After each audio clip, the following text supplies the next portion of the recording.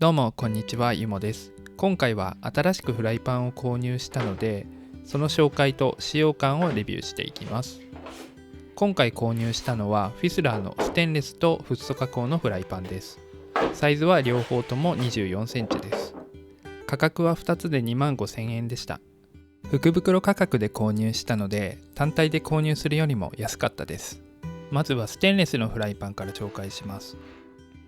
こちらはフィスラーのオリジナルプロフィコレクションというステンレスのフライパンです。単体で購入すると35,000円ほどします。フライパンの底の厚さも 7mm と他の製品と比べてもかなり分厚い部類なので保温力も抜群です。またオールステンレスなのでオーブンでも使用することができます。外観はサテン仕上げになっていてギラギラしすぎないのもいいですね。フライパンの表面にはノボグリル加工という加工が施されていてデコボコになっています。このデコボコがあることで少量の油でも表面がカリッと中はジューシーに焼けるそうです。フライパンの鍋肌には 0.5 リットル単位でメモリがついています。地味ですがあると嬉しい機能です。側面にはフィスラーの刻印もしてあります。ワンポイントでかっこいいですね。またメイドインドイツで保証期間も15年あるので安心して使えそうです。続いてフッ素加工のフライパンを紹介します。こちらはアダマントコンフォートというシリーズです。単体での価格は 18,000 円程度です。価格も高いだけあって鍋底も分厚いです。その分ずっしり重さがあるのでそこはデメリットかもしれませんね。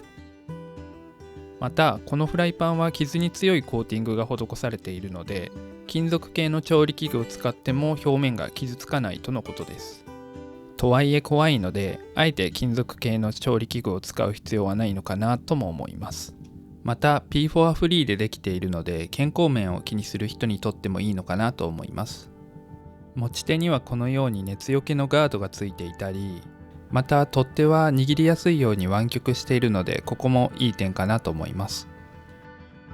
こちらのフライパンにもステンレス同様に 0.5 リットル単位でメモリがついています。フライパンはそれぞれ手入れをしてから使います。説明書に書いてある通りにやっていきます。まず中性洗剤を含ませたスポンジでフライパンを洗います。水気を拭きフライパンの適量水位まで水を入れ数分間煮沸させます。ステンレスのフライパンは表面に工業用の油がついているので水に酢を数滴入れて煮沸させます。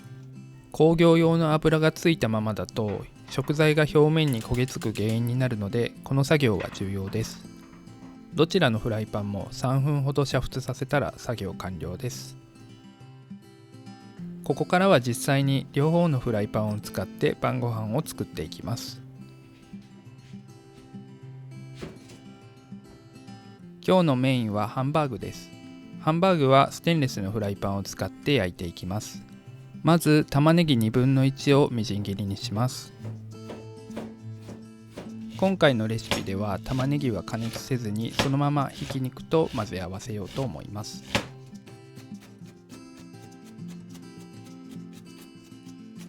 ボウルにパン粉を入れてさらに牛乳を加えます。パン粉に牛乳が染み込むまで10分ほど置いておきます。ボウルに合いびき肉を入れ塩を加えて肉に粘り気が出るまで混ぜます。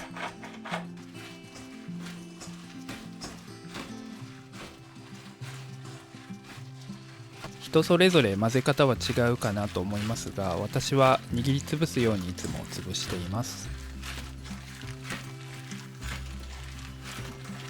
肉が混ざったらナツメグと胡椒を加えてさらに混ぜます。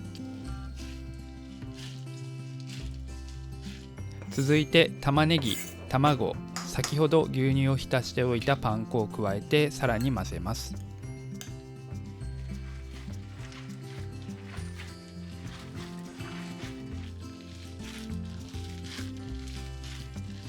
ここからは成形作業です。手のひらにオリーブオイルを伸ばして成形していきます。手のひらにオリーブオイルをつけることでこの空気抜きの作業がスムーズにできます。私は油を手につけないと肉がなかなか手から離れないのですが、もし他にいい方法があるよという方がいましたらコメント欄で教えていただけると嬉しいです。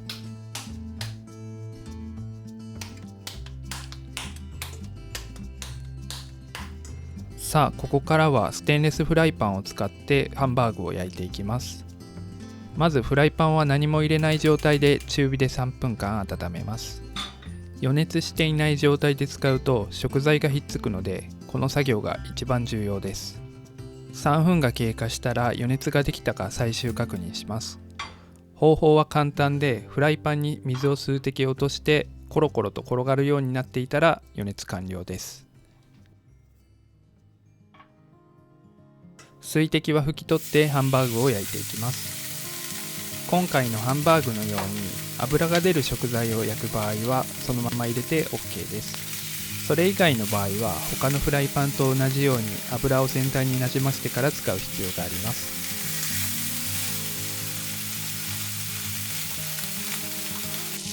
表面に焼き色がつくまで1分間加熱します。その後は弱火にして蓋をし5分間さらに加熱します。さあきれいにひっくり返せるでしょうか。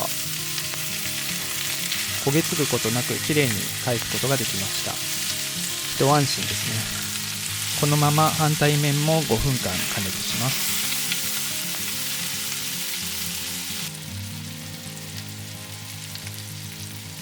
このように食材が十分に焼けていないときはなかなかフライパンから離れないんですけど、しっかり加熱できると剥がれるようになってくるので、それまで辛抱強く待ちます。ハンバーグの完成です。ヘラもスッと入りますね。表面の焼け具合もちょうどいいですね。多少焦げついた部分もありますが、この程度ならスポンジで洗うと落ちそうですね。後でフライパンを洗う様子もお見せします。ステンレスフライパンでそのまま添え野菜を焼いていきます。ハンバーグを焼いた時に出た油があるので、その油で野菜を炒めます。今日の野菜は玉ねぎとしめじです。野菜を炒めるのも問題なさそうですね。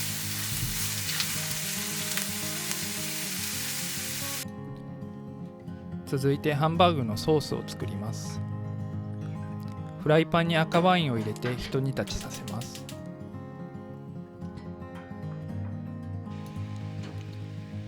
ワインのアルコールを飛ばしたらケチャップととんかつソースを加えます。ケチャップととんかつソースの割合は2対1の割合で作っています。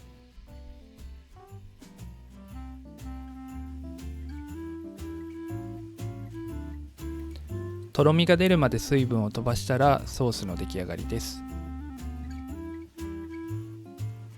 葉物と添え野菜を盛り付けてソースをかけたら完成です。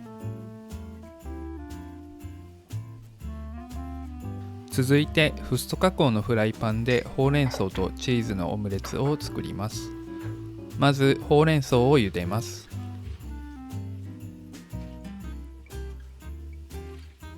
茹でたほうれん草は3センチ程度に切ります。続いて卵3つをボウルに入れて混ぜます。24センチのフライパンだったら卵3つか4つがちょうどいいくらいかなと思います。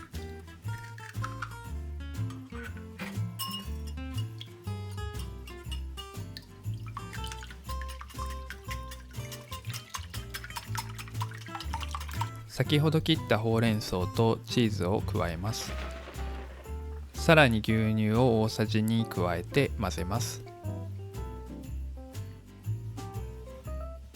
パッと見具だくさんに見えますが、意外とちょうどいいくらいの分量になっています。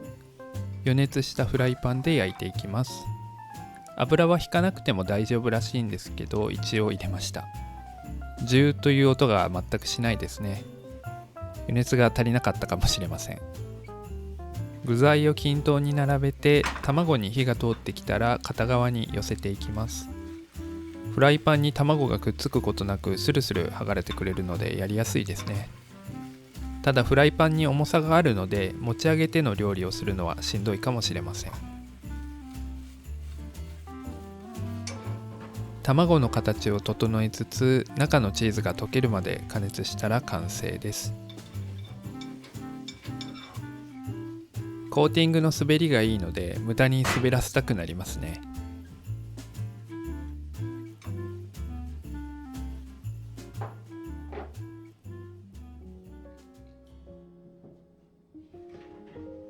ハンバーグは中までちゃんと火が通っていました。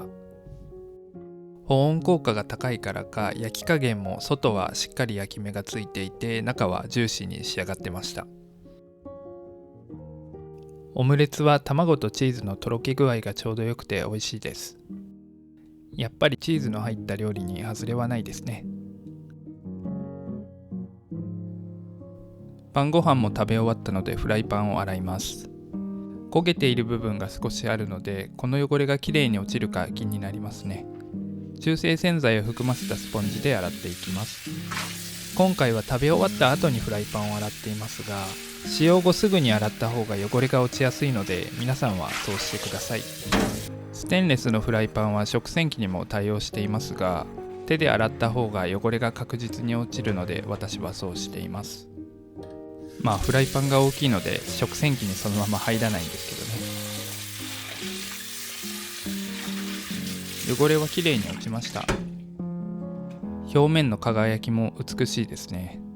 ステンレスフライパンは汚れが落ちにくいイメージがあったんですけど、全然そんなことなくてよかったです。取っ手の部分に穴が開いているので、壁にかけて収納することもできます。せっかく見た目が綺麗なので見せる収納がしたいですね。いい感じに収まりました。また近々フライパンの素材ごとの違いについてをまとめた動画も出そうと思うので、よろしければそちらもご覧ください。今回の動画はここまでです。ご視聴ありがとうございました。